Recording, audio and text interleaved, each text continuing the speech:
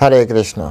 সকলকে আবারও কৃষ্ণপ্রীতি শুভেচ্ছা জানিয়ে আমাদের শ্রীমদ্ ভাগবত গীতার ধারাবাহিক যে আলোচনা, সে আলোচনা আপনাদেরকে স্বাগতম জানাচ্ছি। আজ আমরা শ্রীমদ্ ভাগবত গীতার অন্তর্গত পঞ্চম অধ্যায়ের 17 নম্বর শ্লোক নিয়ে আলোচনা করব। আপনারা সকল অত্যন্ত মনোযোগ দিয়ে শ্রবণ করবেন, কারণ এগুলি প্রিন্সিপালের মতো একটার সাথে আরেকটা জড়িত আছে। তো সেভাবেই ক্লাসগুলো এখানে উপস্থাপন করা হচ্ছে, তাই প্রত্যেক এবং পুরো ভিডিও দেখবেন, তা নাহলে অর্ধেক দেখে আসলে কিছু বোঝা যায় না। অনেক গভীর তত্ত্ব ভিতরে থাকে, যেগুলো একটার পর একটা শিল প্রভুপাদ যেভাবে ব্যাখ্যা করেছেন, আমরাও সেই লাইন দেখে আপনাদেরকে আমরা বোঝানোর চেষ্টা করি। তো আপনারা সকলে পুরো ভিডিও দেখবেন। প্রয়োজনে পার্ট করে দেখুন, আজ 10 মিনিট, কাল 10 মিনিট, এভাবে বা সময় নিয়ে দেখুন, তথাপি পুরো ভিডিও দেখুন। এটা হচ্ছে আমাদের বিশেষ অনুরোধ। তো শুরুতেই একটা ছোট্ট অনুরোধ, সেটি হচ্ছে যারা চ্যানেলে প্রথমে এসেছেন অবশ্যই চ্যানেলটি সাবস্ক্রাইব করুন, এবং ভালো লাগলে চ্যানেলটি আপনার বন্ধুবান্ধব, আত্মীয় স্বজন, বন্ধুবান্ধবের কাছে পাঠান, তাদের লিঙ্ক শেয়ার করুন এবং ভিডিওটি অবশ্যই লাইক করবেন। তো চলুন শুরু করি। নম ওম বিষ্ণুপাদায় কৃষ্ণ পৃষ্ঠভূতলে শ্রীমতে ভক্তিবেদান্ত স্বামিনীতে নামিনে নমস্তে সারস্বতী দেবে গৌরবাণী প্রচারিণে নির্বিশেষ শূন্যবাদী পাশ্চাত্য দেশতারিণে বাঞ্ছা কল্পতরুর বৈষ্ঠ কৃপা সিন্ধু ব্যবচ পতিতনাং পাবনে বৈষ্ণবে নমো নমঃ। জয় অনন্ত কোটি বৈষ্ণববৃন্দ কি জয়, শিল প্রভুপাদ কি জয়, নিতাই গৌর সীতানাথ প্রীতি প্রেমানন্দে হরি বল। হরে কৃষ্ণ। ওম নমো ভগবতে বাসুদেবায়। ওম নমো ভগবতে বাসুদেবায়। ওম নমো ভগবতে বাসুদেবায়। শ্রীমদ্ ভাগবত গীতা পঞ্চম অধ্যায় কর্ম সন্ন্যাস যোগ, শ্লোক নম্বর 17। তৎবুদ্ধ্বায় তদাত্মান ত্বৎনিষ্ঠা তৎপরায়ণাঃ গচ্ছন্তি অপুনরাবৃত্তিম জ্ঞানো নির্ধূতকল্মষাঃ। তৎবুদ্ধ্বায় তদাত্মান তৎনিষ্ঠা তৎপরায়ণাঃ গচ্ছন্তি পুনরাবৃত্তিম জ্ঞানো নির্ধূতকল্মষাঃ। হরে কৃষ্ণ। তো এখন আমরা এই সংস্কৃত শ্লোকের শিল প্রভুপাদ কর্তৃক যে বাংলা ভাষানুবাদ দেওয়া হয়েছে, সেই ভাষানুবাদ আমরা আস্বাদন করব, শ্রবণ করব। শিল প্রভুপাদ অনুবাদ করছেন। অনুবাদ: যার বুদ্ধি ভগবানের প্রতি উন্মুখ হয়েছে, মন ভগবানের চিন্তায় একাগ্র হয়েছে, নিষ্ঠা ভগবানের দৃঢ় হয়েছে, এবং যিনি ভগবানকে তার একমাত্র আশ্রয় বলে গ্রহণ করেছেন, জ্ঞানের দ্বারা তার সমস্ত কলুষ সম্পূর্ণরূপে বিধূত হয়েছে এবং তিনি জন্ম মৃত্যুর বন্ধন থেকে মুক্ত হয়েছেন। হরে কৃষ্ণ। আমি আরেকবার পড়ছি। যার বুদ্ধি ভগবানের প্রতি উন্মুখ হয়েছে, মন ভগবানের চিন্তায় একাগ্র হয়েছে, নিষ্ঠা ভগবানে দৃঢ় হয়েছে, এবং যিনি ভগবানকে তার একমাত্র আশ্রয় বলে মনে করছেন, জ্ঞানের দ্বারা তার সমস্ত কলুষ সম্পূর্ণরূপে বিধূত হয়েছে এবং তিনি জন্ম মৃত্যুর বন্ধন থেকে মুক্ত হয়েছেন। হরে কৃষ্ণ। জয় শিল প্রভুপাদ কি জয়। তো এখন আমরা শিল প্রভুপাদ কর্তৃক এই শ্লোকের উপরে যে তাৎপর্য দেওয়া হয়েছে, সেই তাৎপর্যের আলোকে আমরা এই শ্লোকটি বোঝার চেষ্টা করব, হৃদয়ঙ্গমের চেষ্টা করব। তো এই শ্লোকে খুব স্পষ্ট করেই ভগবানের প্রতি আমরা আমাদের যে এই যে কি বলে কলমশ বা আমাদের কলুষ থেকে কীভাবে আমরা মুক্ত হতে পারি, সেই বিষয়টি তিনি বোঝাচ্ছেন।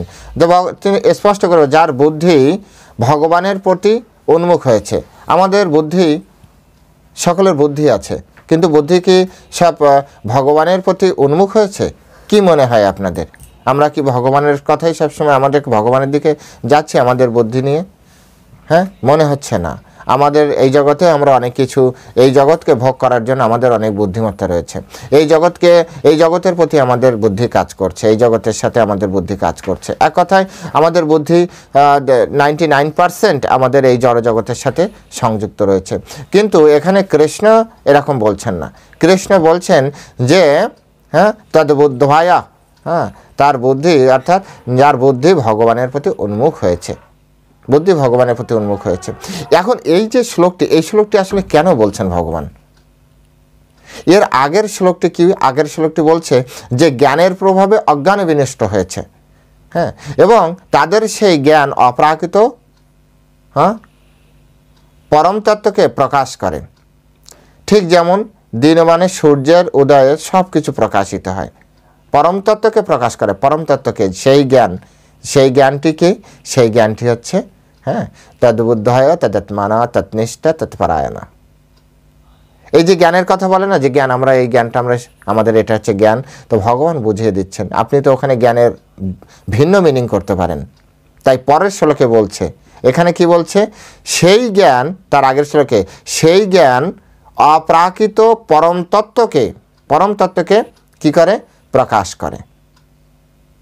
পরম তত্ত্বকে প্রকাশ করে মানে সেটি কি, পরের শ্লোকে বলছে, তৎ বুদ্ধ্বায় তদাত্মান তৎনিষ্ঠ তৎপরায়ণা। অর্থাৎ যার বুদ্ধি ভগবানের প্রতি উন্মুখ হয়েছে, যার মন ভগবানের চিন্তা একাগ্র হয়েছে, যার নিষ্ঠা ভগবানের দৃঢ় হয়েছে, যিনি ভগবানকে তার মনে, যিনি ভগবানকে তার একমাত্র আশ্রয় বলে চিন্তা করছেন, এগুলো হচ্ছে পরম অপ্রাকৃত পরম তত্ত্ব। এগুলি হচ্ছে অপ্রাকৃত পরম তত্ত্ব। বিশ্বনাথ চক্রবর্তী ঠাকুর, এই বিশ্বনাথ চক্রবর্তী ঠাকুরের এই বিষয়ে খুব সুন্দরভাবে বিশ্বনাথ চক্রবর্তী ঠাকুর তিনি বলছেন যে এই যে বিদ্যা, এর আগে যে বললাম না জ্ঞানের দ্বারা আপনার অজ্ঞান বিনষ্ট হবে, বিশ্বনাথ চক্রবর্তী এটাকে আরও মানে কি বলা যায় যে আরও উপরে নিয়ে গেছেন। বিশ্বনাথ চক্রবর্তী বলছেন যে এই যে বিদ্যা, এই বিদ্যা দ্বারা হয়তো আমরা আমাদের আত্মস্বরূপকে বুঝতে পারি, আত্মতত্ত্বকে হৃদয়ঙ্গম করতে পারি, কিন্তু আত্মতত্ত্বকে হৃদয়ঙ্গম করলে আমরা কৃষ্ণতত্ত্ব কিন্তু বুঝতে পারবো না। অর্থাৎ আমাদের স্বরূপ সিদ্ধি কিন্তু কৃষ্ণকে জানার জন্য যথেষ্ট নয়। কত বড় আত্মতত্ত্ব জ্ঞান, যে কৃষ্ণতত্ত্ব জানার জন্য সম্পূর্ণ নয়। তার জন্য কি চাই, তার জন্য যেমন উপনিষদ আত্মতত্ত্ব জ্ঞানে ভরা, বেদ আত্মতত্ত্ব জ্ঞানে ভরা, কিন্তু এরা কিন্তু সবাই কৃষ্ণকে জানতে পারছে না। অনেকেই আছে উপনিষদ পড়ে কৃষ্ণকে জানতে পারছে না। কত বড় গুরুত্বপূর্ণ। তাই বিশ্বনাথ চক্রবর্তী ঠাকুর বলছেন যে আত্মতত্ত্ব জ্ঞান দিয়েও কিন্তু কৃষ্ণকে জানা সম্ভব না। ভগবদ গীতায় ভগবান বলছেন ভক্তমাম অভিজানাতি, আমাকে ভক্তির দ্বারাই আমাকে জানা যায়, ভক্তির দ্বারা। ভাগবত বলছে অহম ভক্ত পরাধীন, আমি ভক্তের পরাধীন। শ্রীমদ্ ভাগবত গীতায় সে বিশ্বনাথ চক্রবর্তী সুন্দর একটা ভক্ত অহম এক গ্রাহ্য, অর্থাৎ একমাত্র ভক্তির দ্বারাই, ভক্তির দ্বারাই আমি গ্রাহ্য হই, অর্থাৎ ভক্তির দ্বারাই ভগবানকে জানা যায়। অর্থাৎ ভগবানকে যদি জানতে চান তাহলে এখানে এই যে জ্ঞানেনু তত্ত্ব জ্ঞানাম যেসব নাসিতম আত্মান, অর্থাৎ 16 নম্বর শ্লোকে আমরা যেটা শিখেছি জ্ঞানেনু, তো এই জ্ঞান দ্বারা কিন্তু ভগবানকে পূর্ণরূপে জানা যাবে না। আপনি আপনার অজ্ঞানতাকে নষ্ট করতে পারবেন, অর্থাৎ নিজের স্বরূপকে আপনি জানতে পারবেন, কিন্তু ভগবানকে জানতে পারবেন না। তাই এই জ্ঞানের পরের যে অংশ, অর্থাৎ আপনি পিএইচডি করবেন, তো পিএইচডি করার আগে আপনাকে পোস্ট গ্রাজুয়েশন, তো পোস্ট গ্রাজুয়েশন আপনাকে শেষ করিয়ে নিচ্ছে, মাস্টার ডিগ্রি আপনাকে শেষ করিয়ে নিচ্ছে এই জ্ঞান। অর্থাৎ আগে ছিলাম অজ্ঞানী, তো তার উপরে আমাদের মাস্টার ডিগ্রি লাগিয়েছে, অর্থাৎ জ্ঞান প্রদান করেছে। জ্ঞান প্রদান করার পরে আমাদের অজ্ঞানতা নষ্ট করেছে, অর্থাৎ জ্ঞান হচ্ছে আপনার গ্রাজুয়েশন, তারপর মাস্টার ডিগ্রি হচ্ছে অজ্ঞানতা নষ্ট করে দিচ্ছে। আর অজ্ঞানতা নষ্টের পরে কি, আমি অনেক কিছু জেনে গেছি না, তারপরে শুরু হচ্ছে নেক্সট স্টেপ। এই নেক্সট স্টেপে যে আপনার কি হচ্ছে, তদ বুদ্ধ্বায় তদাত্মানা তৎনিষ্ঠ তৎপরায়ণা, বাস। অর্থাৎ যার বুদ্ধি ভগবানের প্রতি উন্মুখ হয়েছে, এবার ভগবানকে জানতে হবে, এবার ভগবানের প্রতি, আর এর মাধ্যমে শুধুমাত্র ভগবানকে জানা যাবে। আর ভগবানকে না জানলে ভগবানকে জানতে হবে কেন, কারণ অষ্টম অধ্যায়ের 5 নম্বর শ্লোকে তিনি বলেছেন অন্তকালে চ মামেব স্মরণ উন্মুক্ত কলেবরম যা প্রয়াতি সমদ্ভাবং ইয়াতি নাস্ত্যত্র সংশয়। অন্তিমকালে মৃত্যুর সময় যিনি আমাকে স্মরণ করে দেহত্যাগ করবেন, তিনি তৎক্ষণাৎ আমার ভাব প্রাপ্ত হবেন, অর্থাৎ আমার ধামে, অর্থাৎ ভগবানের ধাম। এখানে আমার মানে ভগবান, কৃষ্ণই নিজেই কথাগুলি বলছেন। তো সেজন্য ভগবানের দিকে যদি আমরা উন্মুখ না হই, ভগবানে যদি আমাদের মন না যায়, তাহলে আমরা ভগবানের কথা সেই সময় স্মরণ করতে পারবো না, স্মরণ পথে আমাদের আসবে না। তাই এখান থেকে আমাদের প্রথমে এই শ্লোকের 16 নম্বর শ্লোক দিয়ে আমাদেরকে কি করলো, জ্ঞানের দ্বারা অজ্ঞান নষ্ট করে দিয়েছে, অর্থাৎ সম্পূর্ণভাবে পিওর সোল আপনি এখন। তো এবার পিওর সোল সুপার সোলের সাথে কানেক্টেড হবে, তাই বলছে তোমার বুদ্ধিকে তুমি ভগবানে নিবিষ্ট করো। আর এখানে শুধু না, দ্বাদশ অধ্যায় ভগবান বলছেন ময়ি অর্পিত মনোবুদ্ধি।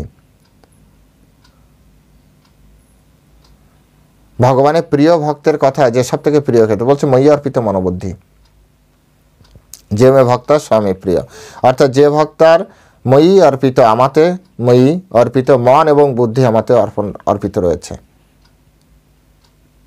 মন কিভাবে অর্পণ করা যায় ভগবানে, মন কিভাবে অর্পণ করা যায়? মন মনা ভাব, ভগবানকে মনে মনে ভাবতে হবে।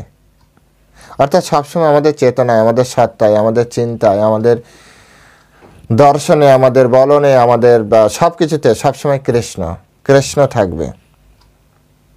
আমাদের জীবদ্দশায় কৃষ্ণ হচ্ছে আমাদের একটা অংশ, আমরা কৃষ্ণের অংশ। কৃষ্ণ আমাদের জীবনের একটা সবথেকে গুরুত্বপূর্ণ বিষয়, যাকে ছাড়া আমরা থাকতে পারবো না। এইরকম একটি জায়গায় কৃষ্ণকে নিয়ে আসতে হবে, যার কথা চিন্তা না করে আমরা থাকতে পারি না, যাকে একবার না দেখলে আমরা থাকতে পারি না।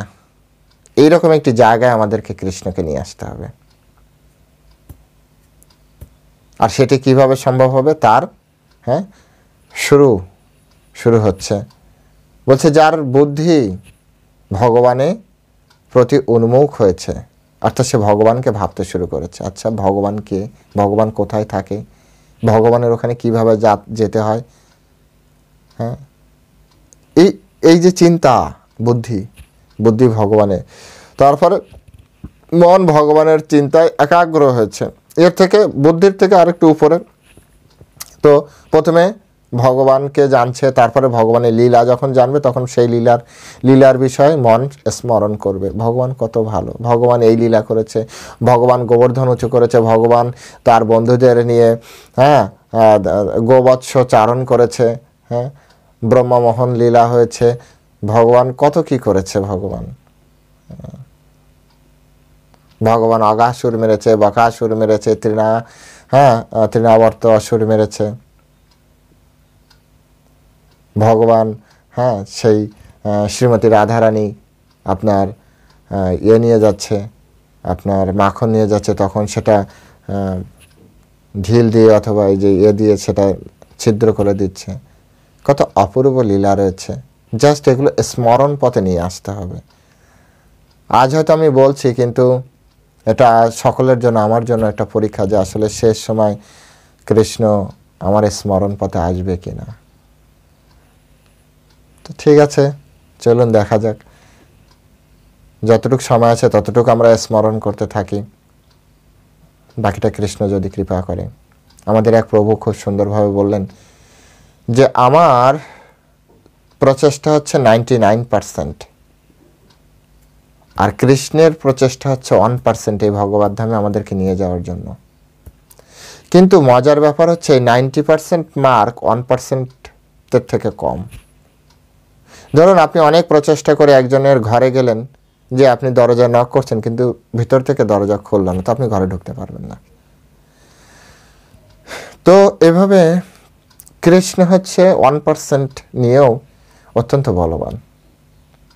কৃষ্ণ যদি চায় তবে আমাদেরকে ওখানে নিয়ে যেতে পারবে, কৃষ্ণ দেখবে। তো এর মানে এই না যে আমরা হাল ছেড়ে বসে থাকবো।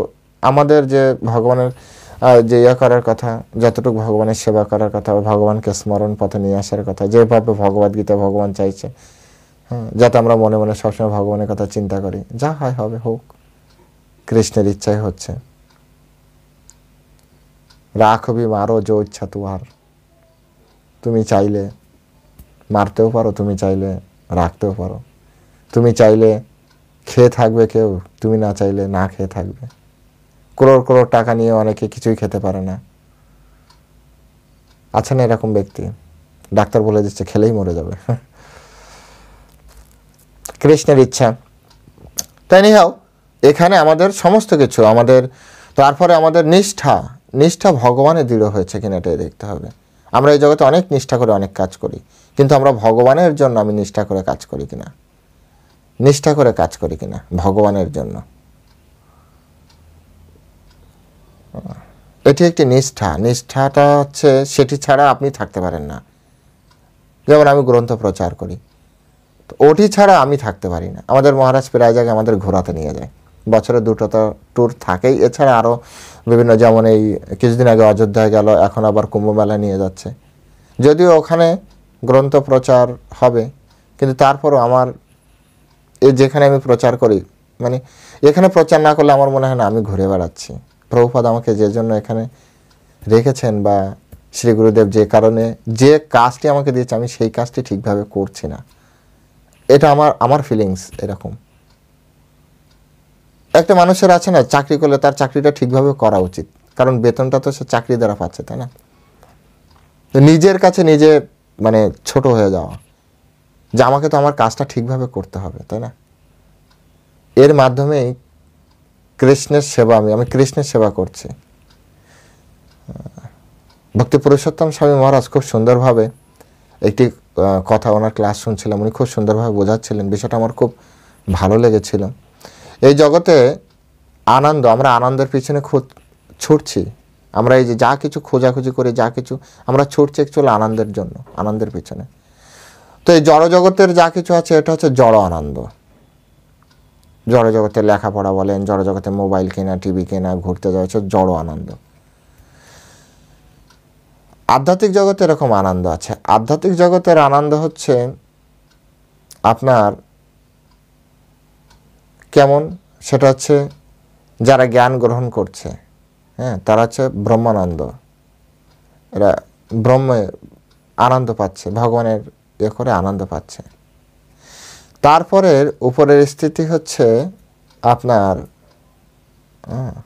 সেবানন্দ, অর্থাৎ সেবা করে আনন্দ পাচ্ছে। অর্থাৎ তিনি যে সেবাটি করছেন, সেই সেবা করে তিনি আনন্দ পাচ্ছেন কিনা।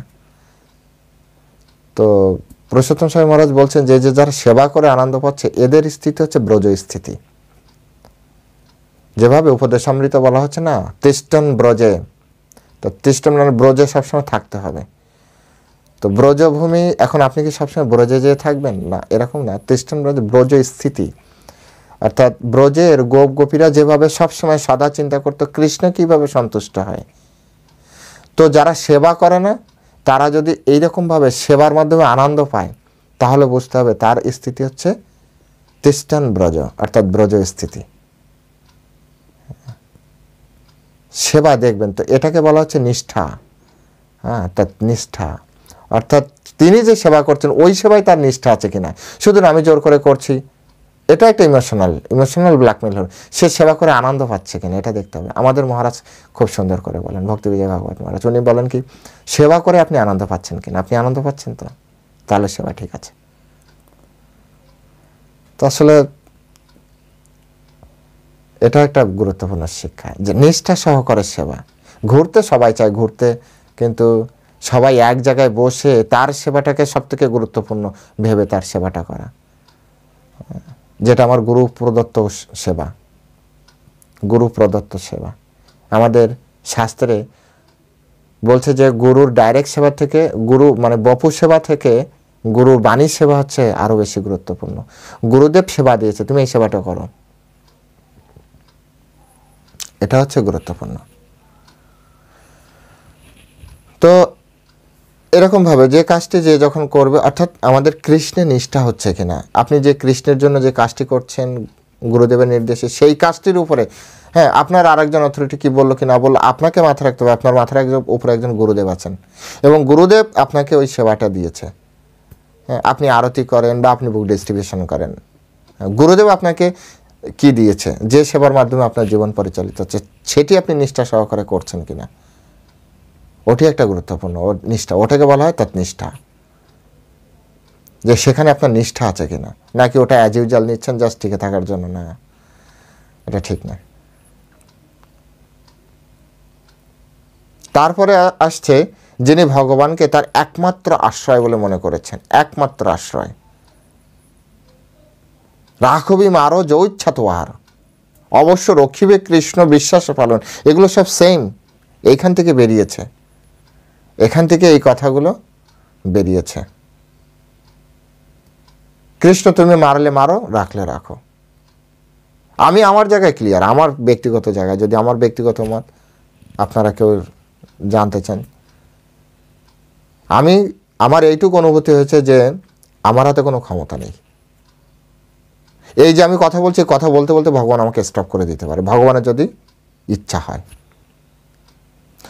এই বিশ্ব ব্রহ্মাণ্ডের কোনো ক্ষমতা নেই যে স্টপ ওয়াচ আবার চালু করে, সেখান থেকে কেউ চালু করতে পারবে না।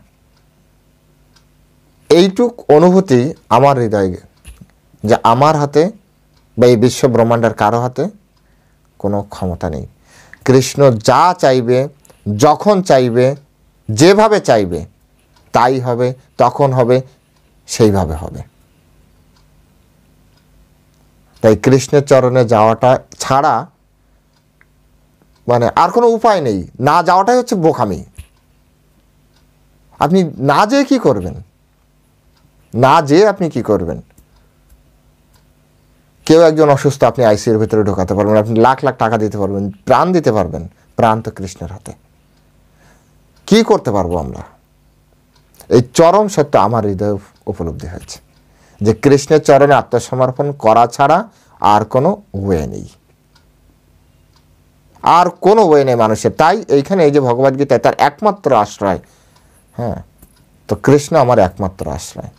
আর আমি আমার জীবনে, আমি মায়াপুরে এসে দেখেছি যে কৃষ্ণ চাইলে একজন ব্যক্তি থাকতে পারে, কৃষ্ণ চাইলে একজন ব্যক্তি মায়াপুরে টিকে থাকতে পারে। কৃষ্ণ না চাইলে যখন তখন যে কোনো ব্যক্তিকে লাখ লাখ টাকা, বড় বড় বাড়ি করার পরেও কৃষ্ণ না চাইলে এখান থেকে বের করে দেবে। কৃষ্ণই একমাত্র পরম আশ্রয়, কৃষ্ণই হচ্ছে সব কিছু। এই এই এই ভৌতিক জগতে বলেন বা আপনি চিৎ জগতে বলেন, কৃষ্ণই একমাত্র আশ্রয়। কৃষ্ণ না চায়, কৃষ্ণ যদি না চায়, কোটি কোটি টাকা নিয়ে আপনি খেতে পারবেন না। আর কৃষ্ণ যদি চায়, তাহলে আমার মতো অর্থহীন, বিত্তহীন, ভজনহীন, জ্ঞানহীন, মূর্খ, নিকৃষ্ট, পাপী ব্যক্তিকেও প্রতিদিন খেতে দিবে, কৃষ্ণ যদি চায়। কৃষ্ণ এত কৃপালু, কৃষ্ণ এত কৃপালু, আমি আমার জীবন থেকে দেখেছি শুধু কৃষ্ণের চরণে। আর বললাম না যে এছাড়া অন্য কোনো উপায় নেই, এইটুকু অনুভূতি হয়েছে। আপনি কিছুই করতে পারবেন না, আপনি চেষ্টা করে দেখুন, আপনার আমার হাতে কিছুই নেই এই জগতে। আমরা শুধু মিথ্যা অহংকার করছি, আমি এটা করব সেটা করব, কিছুই করতে পারবো না আমরা। কিছুই আমাদের হাতে দেওয়া হয়নি, কোনো শক্তি আমাদের হাতে দেওয়া হয়নি। সমস্ত শক্তির লাগাম যেভাবে অর্জুনের রথের লাগাম কৃষ্ণ রেখেছিল, ঠিক একইভাবে সমস্ত কিছুর লাগাম কিন্তু কৃষ্ণের হাতে। যদিও কৃষ্ণ এই জগতে আমাদেরকে অনেক পোস্ট পজিশন দিয়ে, আমাদেরকে দিয়ে কিছু বা মিথ্যা অহংকার আমাদেরকে প্রদান করে, আমাদেরকে পোস্ট পজিশন দিতে পারে, কিন্তু অ্যাকচুয়াল লাগাম কৃষ্ণের হাতে, অ্যাকচুয়াল কন্ট্রোল কৃষ্ণের হাতে। শিলা প্রভুপাদ বলেছেন, কৃষ্ণ দিতেও দেরি করে না, নিতেও সময় নেয় না। আমাদের এক প্রভু খুব সুন্দরভাবে বলছিলেন, দিয়ে ধন দেখে মন, কেড়ে নিতে কতক্ষণ। ভগবান দিয়ে দেখে, আপনার মন পরীক্ষা করলো, দেখলো আপনি এটাকে রাখতে পারবেন না, ক্লোজ করে নিয়ে নেবে।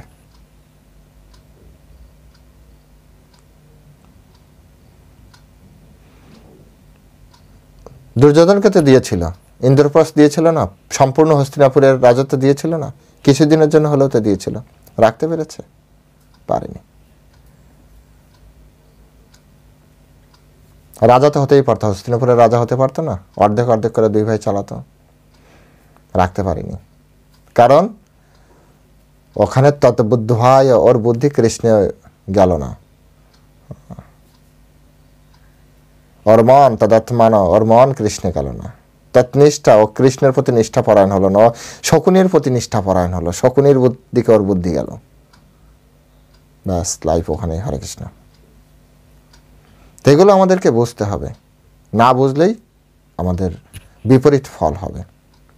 জ্ঞানের দ্বারা সমস্ত কলুষ সম্পূর্ণভাবে বিধূত হয়, জ্ঞানের দ্বারা সম্পূর্ণ, কিন্তু বিধূত হওয়ার পরে হওয়ার পরে কি হবে? আপনি কৃষ্ণকে জানতে পারবেন। আর তখন কি হবে? যদগতনা নিবর্তন্তে তদ্ধাম পরমম মম, যেখানে গেলে আর কাউকে ফিরে আসতে হয় না, সেই ধাম হচ্ছে ভগবানের ধাম। অর্থাৎ জন্ম মৃত্যুর যে চক্র, গচ্ছন্তি অপুনরাবৃত্তিম, গচ্ছন্তি মানে হ্যাঁ কি লাভ করেন, অপুনরাবৃত্তিম মুক্তি, পুনরাবৃত্তি, পুনরাবৃত্তি মানে জন্ম মৃত্যুর যে চক্র, অপুনরাবৃত্তি মানে জন্ম মৃত্যুর চক্র মানে মুক্তি হয়ে গেল, লাভ করেন। সুতরাং সেটি বোঝার চেষ্টা করতে হবে। ভগবান শ্রীকৃষ্ণ হচ্ছেন পরম তত্ত্ব। এর আগের শ্লোকে যেটা বললো না, পরম তত্ত্ব, পরম তত্ত্ব, 16 নম্বর শ্লোকে, 17 নম্বর শ্লোকে এসে পরমেশ্বর ভগবান নিজেকে প্রকাশ করছে, I am the supreme personality of Godhead, আমি হচ্ছে পরমেশ্বর ভগবান, পরম তত্ত্ব আমি। কিন্তু মানুষ আসলে গীতা পড়েও না, পরম্পরা ধারায় পড়ছে না। তো পরম্পরা ধারায় না পড়ার কারণে মানুষ গীতা পড়েও বিভ্রান্ত হচ্ছে। কোন শব্দের কি ধরনের মানে করতে হয় সে জানে না। এখানে এই যে তৎবুদ্ধভায় তদাত্মান তৎনিষ্ঠ তৎপরায়ণ, এই যে তৎ মানে কি? হ্যাঁ, তৎ মানে হচ্ছে বিশ্বনাথ চক্রবর্তী ঠাকুর বলছে, যেখানে যেখানে তৎ আছে, এর আগের যে শ্লোক আছে মানে হচ্ছে 15 নম্বর শ্লোক, ওখানে যে বিভু শব্দ ব্যবহৃত হচ্ছে, এখানে হচ্ছে বিভু, তৎ মানে হচ্ছে বিভু, বিভু ওখানে করলে ততের জায়গায় বিভু লাগালে ঠিক হবে। অর্থাৎ বিভু, আর বিভু মানে হচ্ছে পরম তত্ত্ব, পরমেশ্বর। পরমেশ্বর ভগবানে বুদ্ধি অর্পণ করতে হবে। সম্পূর্ণ ভগবদ গীতায় শ্রীকৃষ্ণের যে ভগবত্তার প্রকাশ আমরা দেখতে পাই, সম্পূর্ণ ভগবদ গীতার মাধ্যমে প্রত্যেকটা জায়গায় তিনি নিজেকে প্রকাশ করছেন আর ভক্তদেরকে নিজের প্রতি আকৃষ্ট করছেন।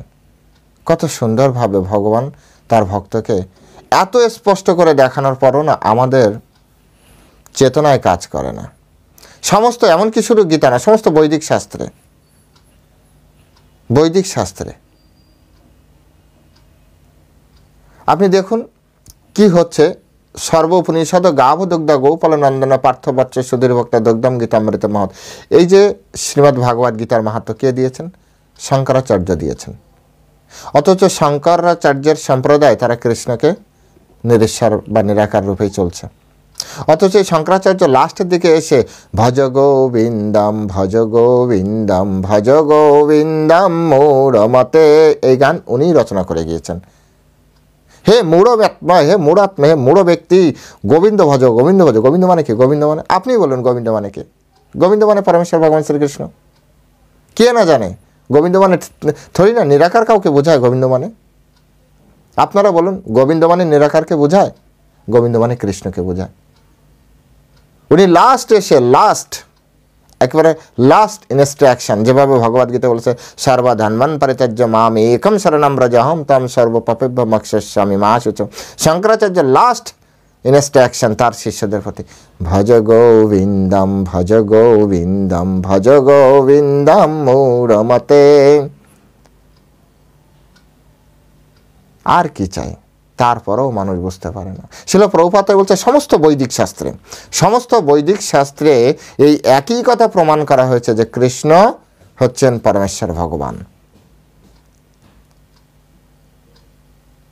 এই জন্য কৃষ্ণে মন নিবেশ করতে হবে, কৃষ্ণে আমাদের চেতনা নিবেশ করতে হবে, কৃষ্ণে আমাদের বুদ্ধি নিবেশ করাতে হবে।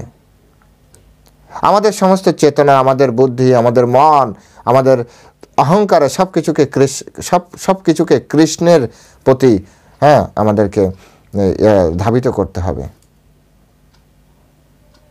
সমস্ত ইন্দ্রিয়, সমস্ত চেতনায় যাতে কৃষ্ণ থাকে, আমাদের সমস্ত চেতনার মধ্যে, সমস্ত কার্যক্রমে যাতে কৃষ্ণ থাকে,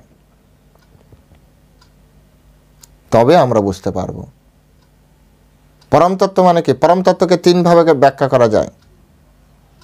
কি কি? ব্রহ্মতি পরমাত্মিতি ভগবানিতি শব্দতে বদন্তি তত্ত্ববিদ যদ্জ্ঞানম অদ্বয়ম ব্রহ্মেতি পরমাত্মিতি ভগবানিতি শব্দতে। অর্থাৎ ব্রহ্ম পরমাত্মা, ভগবান, এই তিন শব্দ দ্বারাই পরম তত্ত্বকে প্রকাশ করা যায়। তো আমাদের বুদ্ধি, আমাদের মন সব কিছুকে এখানেই লাগাতে হবে। ভগবান হচ্ছেন পরম তত্ত্বের শেষ স্তর, ভগবান ইতি শব্দতে। তাই আমাদেরকে ভগবানের যে স্বরূপ, মানে সাকার রূপ, যেটা ভগবানের যে বিশেষ ব্রজের যে রূপ, ব্রজের যে লীলা, সেই লীলা আমাদের বেশি বেশি করে আস্বাদন করা উচিত, হৃদয়ঙ্গম করা উচিত। সেই লীলা আমাদের স্মরণ করা উচিত। কেন সেই লীলা, অন্য কোনো লীলা নেই? অন্য কোনো লীলা অবশ্যই আপনি আস্বাদন করবেন, স্মরণ করবেন, কিন্তু চৈতন্য মহাপ্রভু বলেছেন আরাধ্য ভগবান ব্রজেশ তনয় তদ্ধাম বৃন্দাবনম। তাই বৃন্দাবনের যে কৃষ্ণ, এখানে বলা হচ্ছে আরাধ্য ভগবান, আমাদের আরাধ্য ভগবানকে ব্রজেশ, ব্রজেশ ব্রজযুক্ত ঈশ্বর, অর্থাৎ ব্রজের ঈশ্বর, ব্রজের ঈশ্বর, ঈশ্বর শব্দ রাজাকেও বোঝায়। তাই ব্রজের রাজা, ব্রজের রাজাকে নন্দলাল, ব্রজেশ তনয়, হ্যাঁ, অর্থাৎ ব্রজের রাজার ছেলে কে? কৃষ্ণ। তদ্ধাম বৃন্দাবনম, যার বাড়ি হচ্ছে বৃন্দাবনে। আরাধ্য ভগবান হচ্ছে সেই আমাদের, যিনি শ্যামসুন্দর দ্বিভুজ মুরলীধর, যার হাতে কখনো অস্ত্র থাকে না, যে প্রেমের ঠাকুর, হ্যাঁ, যার লীলা স্মরণ মাত্র হৃদয় ভাবাবেগে ভরে ওঠে। সেই ভগবানের লীলা, ব্রজলীলা আমাদের স্মরণ, সবসময় স্মরণ করা উচিত। তাই পরম তত্ত্বের শেষ সব থেকে মিষ্টি প্রকাশ হচ্ছে ব্রজলীলা। কৃষ্ণের যতক লীলা, তার মধ্যে নরলীলা, নরবপু তাহার স্বরূপ। কৃষ্ণের যত যত লীলা আছে তার ভিতরে নরলীলা শ্রেষ্ঠ। আর এই যে নরবপু, আমাদের যে শরীর তৈরি করা হয়েছে ভগবানের মানে যে শেপ, সেই শেপ অনুযায়ী আমাদের শেপ দেওয়া হয়েছে। নরবপু তাহার স্বরূপ। সুতরাং শিল প্রভুপাদ বা সমস্ত আচার্যগণ এই একই কথা বলছেন।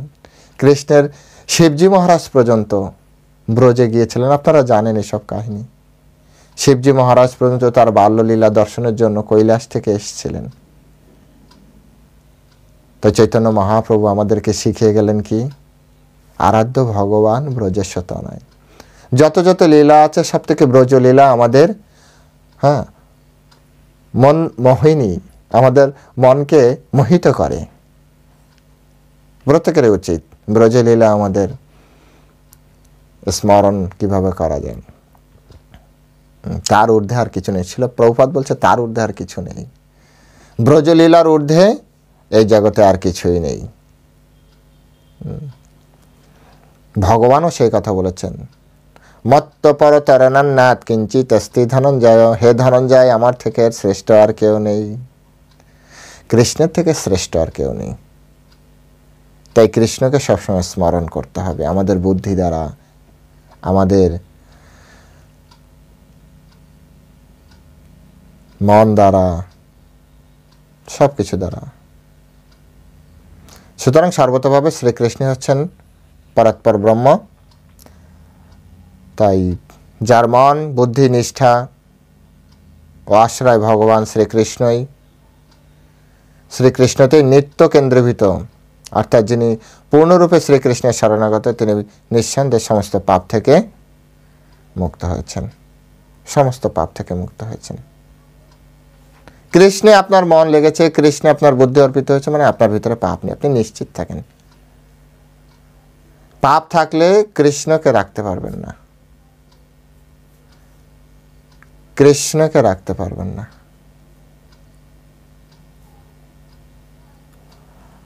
আমাদের হৃদয় কৃষ্ণ আসে চলে যায়, আসে চলে যায়। পিছনে কারণকারী হচ্ছে আমরা যখন কৃষ্ণকে ডাকি, কৃষ্ণ ঠিক আসে। যেমন মানে আপনি কারো বাড়িতে আপনাকে ডাকা হলো, আপনি গেলেন, এবার সে যদি বসতে না দেয়, আপনি হয়তো দাঁড়িয়ে কিছুক্ষণ কথা বলে আবার ফিরে আসবেন। কিন্তু সে যদি আপনাকে সুন্দরভাবে বসতে দেয়, হয়তো আরও অনেক সময় আপনি তার সাথে কাটাবেন না? ঠিক একইভাবে যদি কৃষ্ণকে আমাদের হৃদয় মন্দিরে আমরা বসাতে পারি, কিন্তু আসলে আমাদের হৃদয় তো ডাস্টবিনের মতো হয়ে আছে। আপনি একবার ভাবুন, হৃদয়ের ভিতরে কত আবর্জনা, কত কামনা বাসনা। হৃদয়ের ভিতরে কৃষ্ণকে ডাকলেই কৃষ্ণ আসে। কৃষ্ণ, এই জন্য তো কৃষ্ণের প্রণাম মন্ত্র, হে কৃষ্ণ করুণার সিন্ধু দীনবন্ধু জগৎপতে গোপীশ গোপিকা কান্ত রাধাকান্ত নমস্তুতে। কৃষ্ণ তো করুণার সিন্ধু, তাই কৃষ্ণকে ডাকলেই কৃষ্ণ হৃদয়ে আবির্ভূত হয়। উনি তো আসে কিন্তু থাকতে পারে না, কিছুক্ষণ পরে আমরাই তো আমাদের মনে কৃষ্ণকে বাদ দিয়ে অন্য কাউকে স্থাপন করাই। কৃষ্ণ বলে, বারে আমাকে ডেকে নিয়ে আসলো, এখন দেখি আরেকজনকে ডাকছে, যাই তাহলে আমার আবার কার হৃদয়ে আছে, কে আমাকে ডাকছে তার হৃদয়ে যাই।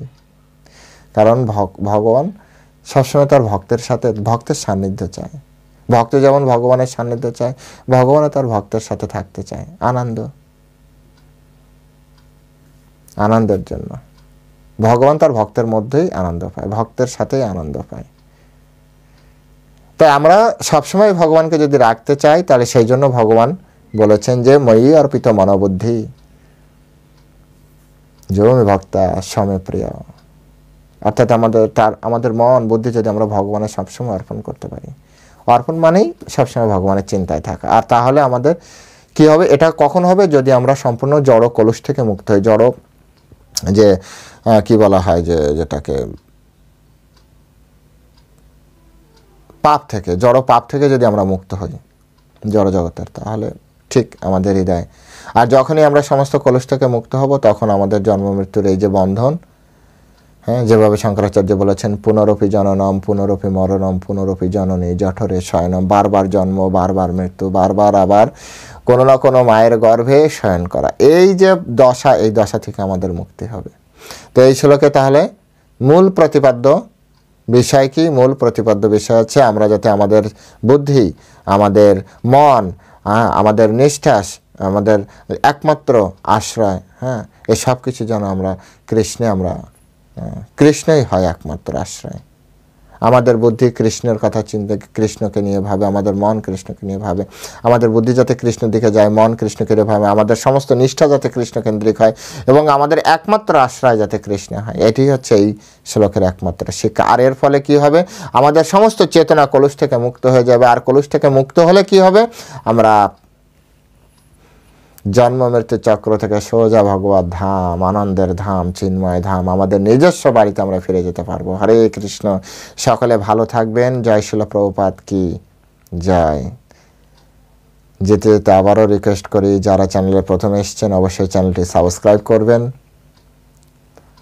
আর এই ধরনের ভিডিও পেতে, ডিটেলস এরকম ভিডিও পেতে, হ্যাঁ, বা জানতে আপনার বন্ধুদেরকে যদি সহযোগিতা করাতে চান, তাদের কাছেও হ্যাঁ এই চ্যানেলের লিংক আপনি শেয়ার করুন। হরে কৃষ্ণ। ভালো থাকবেন।